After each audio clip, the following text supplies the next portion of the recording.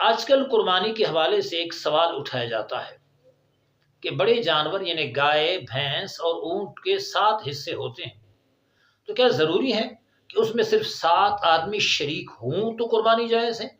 کیا 7 سے کم آدمیوں کا اس جانور میں قربانی کے لیے شریک ہونا جائز ہے؟ اس کا جواب یہ ہے کہ بالکل جائز ہے۔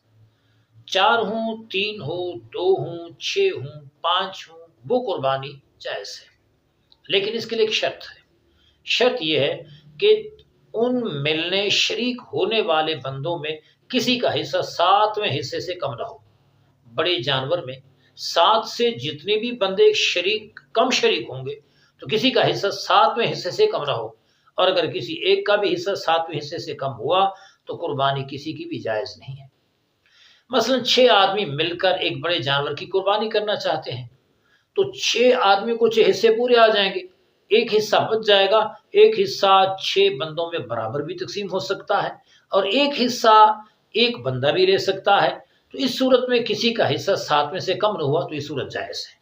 بہر صورت پیش نظر رہے یہ بات کہ بڑے جانور میں جو کہ 7 حصے ہوتے ہیں، 7 سے کم بندے شریک ہو سکتے ہیں، لیکن شرط یہ ہے کہ کسی ایک کا حصہ 1/7 سے کم نہ ہو۔